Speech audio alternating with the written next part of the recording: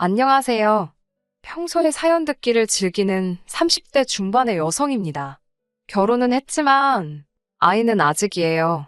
사실 남편과 아이를 가지려고 노력도 했었는데 어찌된 일인지 잘 안 되었네요. 차라리 잘 된 건지도 모르겠어요. 아이가 있었다면 남편과 헤어지겠다는 결심을 내리기가 몇 배는 더 어려웠을 테니까요.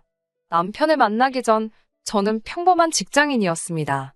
대학교에서 마케팅을 전공한 뒤 작은 광고회사에 들어갔어요. 처음에는 열정과 패기를 무기 삼아 아무리 업무가 많고 힘들었어도 버텼습니다.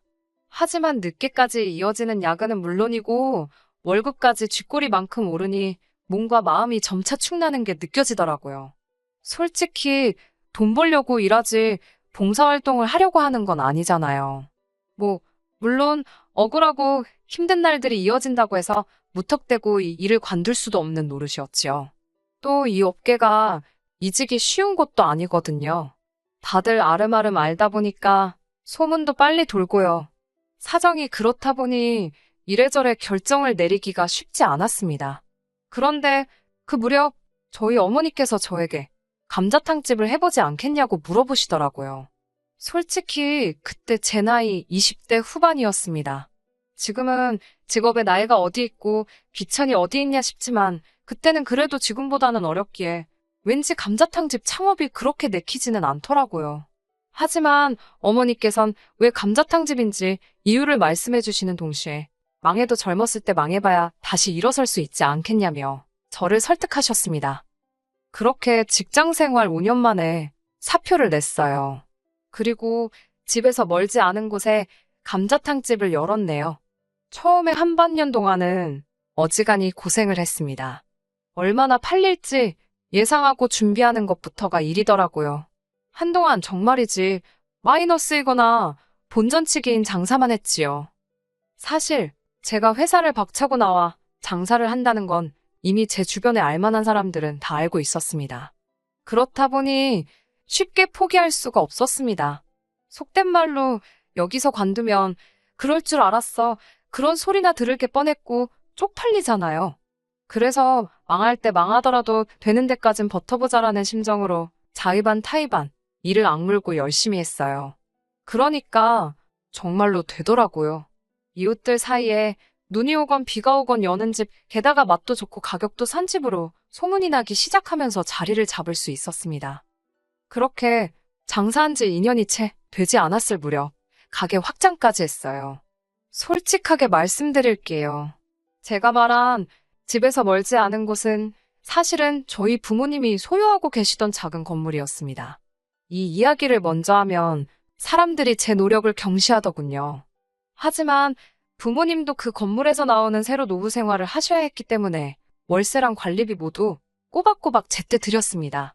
물론 그럼에도 불구하고 다른 세입자들보다 적어도 마음은 편했겠지요. 그걸 부정하지는 않겠습니다. 그래도 절대로 날로 먹으며 장사한 건 아니라는 걸 분명히 해두고 싶습니다. 그렇게 감자탕집을 차리고 3년이 되었을 무렵 지금의 남편을 소개받았어요. 가게에 자주 오시는 단골 손님께서 주선하신 자리였지요. 손님들 눈에는 제가 성실하고 싹싹한 참한 아가씨로 보였던 모양입니다. 그분이 정말 괜찮은 남자라며 한번 만나보라고 강력하게 추천하셨고 부모님도 그런 손님에게 싫다 소리는 차마 못하시겠다며 저더러 만나보기라도 하라셨습니다. 그 손님이 워낙 마당발인 걸 알았기에 솔직히 장사하는 입장에서 신경을 안 쓸 수가 없었기도 했고요. 그렇게 만나게 된 남편은 처음부터 저에게 굉장히 적극적으로 다가오더군요. 나중에 알고 보니 저에 대해서뿐만 아니라 그 건물이 저희 부모님 거란 사실까지도 이미 다 알고 있었던 모양입니다. 아니길 바라지만 아마 남편도 이런저런 계산을 했었기에 저에게 그렇게 적극적이었던 게 아니었을까 그런 생각이 들기도 해요. 아무튼 그때는 제가 연애를 너무 오랜만에 해서 그런지 남편이 어떤 생각을 하면서 저에게 들이댄 건지는 전혀 짐작조차 못했습니다. 연애라고 해봤자 대학교 1학년 때 2살 많은 오빠를 6개월 남짓 사귄 게 전부였으니까요. 이 세상을, 남자를, 사람을 너무 몰랐던 제 불찰이지요. 남편은 절 좋아한다, 사랑한다, 결혼하고 싶다. 온갖 달콤한 감언이설로 저를 꿰어냈습니다. 그 말을 믿었고 지금도 그때만큼은 진심이었기를 바랍니다만 그래서 결혼을 결심했던 거예요. 연애하는 동안 둘이 엇비슷하게 지출을 하며 데이트를 했기 때문에 남편의 재정 상황 같은 건 걱정하지 않았습니다. 어느 회사에 다니는지도 알고 있었고 그 회사가 월급이 적지 않다는 것도 알고 있었기에 구태여 깊이 하려고 하지 않았기도 하고요. 그러다 결혼 이야기가 진지하게 오가기 시작하면서 남편의 재정 상황을 알게 되었고 솔직히 많이 당황스러웠습니다. 저희 부모님과는 달리 시부모님께서 노후 준비가 되어 있지 않으셨거든요. 살고 계시는 집은 전세였는데 그나마도 다음 계약 때는 전세 보증금을 올려줘야 한다며 몹시 걱정을 하고 계신 상황이었지요. 남편은 그 집에서 시부모님, 그리고 아직 대학을 졸업하지 않은 신우와 다 같이 살고 있었고요. 그나마 다행인 건 당시 아버님께서 건물 관리 일을 하시며 한 달에 200 정도를 벌고 계셨다는 겁니다. 하지만 여전히 남편이 한 달에 50에서 70 정도의 생활비를 보태드리고 있었고 결혼 이후에도 계속해서 보태드려야 하는 건 불보듯 뻔한 상황이었어요. 그 밖에 남편이 모아둔 돈이 6천 정도 있었지만 그것도 뭐 시댁 전세 보증금이라든가 신우등록금이라든가 한마디로 어디에 어떻게 쓰이게 될지 아무도 보장할 수 없는 상황이었습니다. 결혼 전에 이런 재정 상황을 알고도 파혼을 하지 않았던 건 돈만 빼면 괜찮은 사람이라고 생각했기 때문이에요. 연애하는 동안 저에게 큰 소리 한 번 낸 적 없고 마음 상하게 하는 일이 없었습니다. 저희 부모님께도 깍듯하고 동시에 살가웠으니까 단지 돈이 좀 없다는 이유로 헤어짐을 생각한다는 건 상상할 수 없는 일이었지요. 하지만 제가 알고 있는 모습들은 남편의 전부가 아니었습니다. 오히려 제가 보지 못한 많은 면들이 있었더군요. 결혼 생활을 시작하고 나서야 하나둘씩 눈치를 채게 되었고요. 결혼식을 올리고도 처음 한 달 동안은 둘이 같이 살 집을 구하지 못해서 떨어져 지내야만 했습니다. 솔직히 남편이 이거저거 빼고 겨우 3천만 원을 들고 왔으니 제가 7천을 들고 왔음에도 이래저래 여의치 않은 상황이었으니까요. 당시 저는 감자탕집에서 멀지 않은 곳에 위치한 아파트에서 친정부모님과 같이 살고 있었습니다. 친정부모님께선 당신들이 감자탕집이 있는 그 건물로 이사를 가시겠다며 이 아파트에서 신혼살림을 시작하라셨어요. 하지만 그건 말도 안 되는 일이었지요. 조금 설명을 드리자면 그 건물은 4층짜리로 1층은 상가로 2층부터 4층까지는 가정집으로 이루어져 있었습니다. 1층에는 원래 제 감자탕집과 다른 가게가 하나 더 있었는데 그걸 제가 확장하면서 터버린 상황이었고요. 2층부터 4층까지는 각 층마다 2개씩 집이 있었는데 거실 없는 투룸짜리입니다. 친정 부모님께선 당신들이 그곳에 가서 살 테니 저더러 아파트에서 신혼살림을 차리라는 말씀이셨고요. 정말 말도 안 될 일이지요. 나이 드신 부모님께서 조금이라도 나은 환경에 계셔야 하는 게 당연하지 않나요? 결국 부모님과 이런저런 실랑이 끝에 제가 그 투룸으로 들어가기로 했습니다. 솔직히 보증금도 안 받으시고 살게 해주신 것만으로도 너무 감사했어요. 당연히 남편도 저와 같은 마음일 거라 믿었고요. 그런데 이 사실을 남편에게 알렸을 때 남편이 보인 반응은 뜻밖이었습니다. 어떻게 자기와 상의도 없이 그런 결정을 내릴 수 있냐고요. 처음에는 자기가 돈을 얼마 못 가져와서 저희 부모님 건물에 들어가서 살게 된 게 자존심이 상해서 저러나 체면이 안 서서 저러나 아니면 죄송스러워서 그러나 뭐 그런 생각이 들었어요. 하지만 그게 아니라 저희 부모님이 양보를 해주신다 하셨으면 감사히 받는 게 예의 아니냐입니다. 그리고 덧붙이는 말은 더 어이가 없었어요. 어차피 저희 부모님께서 어디 살든 크게 상관이 없으신 모양이라며 그러면 자기 가족은 4명이고 저희 가족은 3명이니까 양쪽 집이 바꿔 살아도 되지 않았겠냐입니다. 솔직히 전 그 말을 듣는 순간 남편 머리가 돌아버린 줄 알았어요. 제가 제정신이냐고 진심으로 하는 소리냐고 정말 경멸하는 듯한 눈빛으로 남편을 바라봤던 것 같습니다. 그러자 남편도 아차 싶었는지 그냥 해본 소리라는데 사람이 하는 말 중에 그냥 해본 소리가 어디 있겠어요? 다 마음에 있는데 자기도 모르게 터져나오는 거지. 그래도 그때는 결혼한 지 2달도 안 되었을 때고 남편도 바로 납작 엎드렸기에 그냥 넘어갔습니다. 남편은 회사 생활의 환멸을 느낀다고 했습니다. 아무리 죽어라 일을 하면 뭐하냐고 알아주는 사람이 하나도 없다면서요. 저도 회사 생활을 해봤으니 남편이 무슨 말을 하는 건지 100번이고 1000번이고 이해를 했습니다만 그렇다고 제가 뭐라고 하겠어요. 회사 생활이란 게 원래 다 치사하고 더러운 거다. 좀만 참아라. 그러면서도 남편은 접대 회식은 꼬박꼬박 잘도 가더라고요. 한다는 말이 이렇게라도 가야 눈도장 찍고 승진해서 저 호강시켜줄 거 아니냐입니다. 접대 회식이라는 게 아시잖아요. 툭하면 싸구려 향수 냄새에 쩔어오질 않나. 술이 떡이 돼서 들어오질 않나. 하지만 결혼 생활 내내 남편은 승진은커녕 연봉 협상도 똑바로 못하던걸요.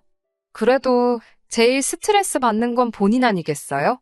한 번도 받아오는 월급에 대해서 남편이 하는 회사 생활에 대해서 이렇다 저렇다 불만을 표현해 본 적이 없습니다. 그런 남편이 지난해부터 회사를 때려쳐야겠다는 소리를 입에 달고 살더라고요. 아내 입장에서 남편이 자꾸 회사 때려친다는 소리를 하니 불안하잖아요. 그래서 제가 회사 관두고 뭐 하고 싶은 거냐고 물어봤습니다. 그러자 제가 하는 감자탕집을 같이 운영하면 어떻겠냐는 거예요. 곤란한 이야기였지요. 이미 오랫동안 같이 손발을 맞춰온 이모님이 계시기도 했고 사실 남편이 할 만한 일은 딱히 없거든요. 저는 그건 어려울 것 같다고 했습니다. 그러자 남편은 너는 네가 사장이니까 네가 원할 때마다 쉬고 출퇴근 시간도 조절할 수 있고 그런데 자기는 왜 이렇게 살아야 하냐입니다. 아침 9시면 기계처럼 출근해서 밤늦게까지 술 먹고 하는 게 누군 좋아서 하는 거냐고요. 그 말을 들으니 억울한 거예요. 막말로 회사로 출근하는 거야. 출근만 하면 되잖아요. 어찌됐건 8시간, 9시간 채우면 월급은 주니까요. 장사는 해보니까 그게 그렇지가 않더라고요. 밑준비해야지, 뒷정리해야지 이것만 벌써 2~3시간은 그냥 잡아먹습니다. 하긴 제가 지금 뭐 장사가 어렵다고 하소연하려고 사연을 쓰고 있는 건 아니니까요. 아무튼 남편에게 지금 당장 감자탕집에 당신이 할 만한 일도 딱히 없고 남 부부가 하루 종일 붙어있는 거 좋은 거 같지 않다. 회사를 관두는 건 말리지 않겠지만 대신 뭘 할지 고민하고 정해놓고 관두든지 하라고 했습니다. 그러자 저더러 너무하답니다. 너도 회사 생활 적응 못해서 관두고 지금 장사하는 거면서 자기는 왜 못 관두게 하냐고요.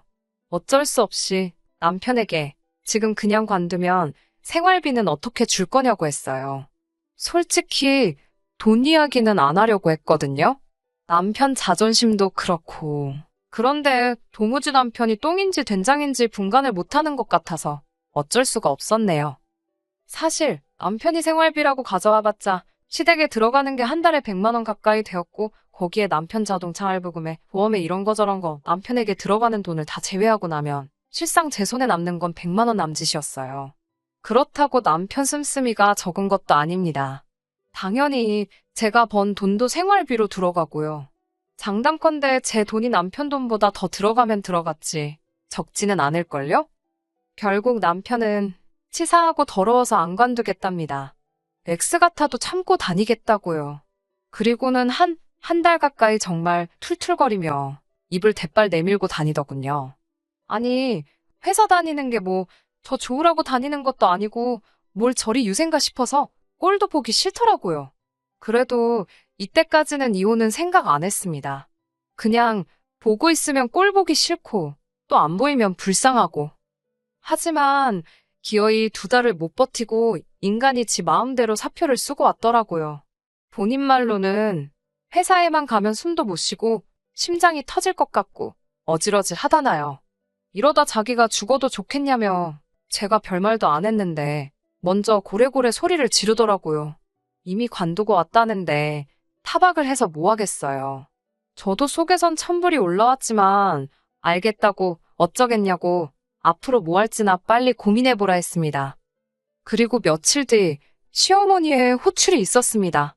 아무래도 남편이 관뒀다는 이야기를 들으셨으니 이런저런 하시고 싶은 말씀이 있으신가 보다 싶었지요. 그렇게 도착한 시댁에서 생각지도 못한 감자탕집 이야기를 듣게 되었습니다. 어머님께선 저에게 언제까지 네 남편 남의 밑에서 일하게 할 거냐며 이참에 이모님도 그렇고 서빙해 주시는 분들도 다 내보내고 당신이랑 신우 그리고 남편까지 다 같이 해보자 하셨어요. 제 감자탕집을 가족 비즈니스로 키우자는 거예요. 황당하고 어이가 없었지요. 어머님이나 신우가 뭘 하실 수 있냐니까 카운터 보고 서빙 정도는 할 수 있을 거랍니다. 남편더러 당신은 뭘 할 거냐니까 자기가 회계를 맡겠대요. 장부 정리 같은 걸 한다나요. 그러면 주방은 누가 하냐니까 저더러 하랍니다. 음식점은 원래 주인이 바뀌면 맛이 바뀌어서 안 된다며 주방은 제가 지키는 게 맞는 거라나요. 제가 헛소리 좀 하지 말라고 그렇게 감자탕집 일이 하고 싶으면 내일부터 파 다듬고 마늘 다듬고 기본적인 것부터 배우라 했습니다. 어머님도 나오셔서 이모님께 김치 담고 깍두기 담고 하는 거 배우시라고 했어요. 신우도 마찬가지고요. 세 사람 다 설거지부터 서빙까지 1년 동안 해보고 그래도 할 수 있겠다 싶으면 그때 이야기해보자고 했네요. 그러자 어머님께선 지난번에 보니까 니네 엄마는 카운터 보고 있더만 당신은 주방 아줌마 취급하는 거냐며 저더러 그러는 거 아니랍니다. 제가 병원을 가야 하거나 일이 있을 땐 친정 어머니가 가게를 봐주신 일이 종종 있어요.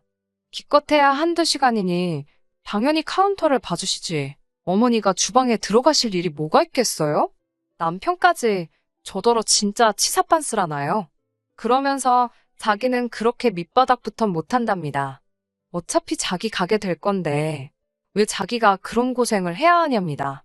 어이가 없어서 이게 왜 당신 가게가 되냐니까 말이 헛나왔다면서 자기 말은 제 가게가 자기 가게다. 부부 사이에 니 꺼내 거가 어딨냐고 그러는 거예요. 그러더니 진짜 이렇게 자꾸 선 그으면 저랑 못 산답니다. 곤란하다나요?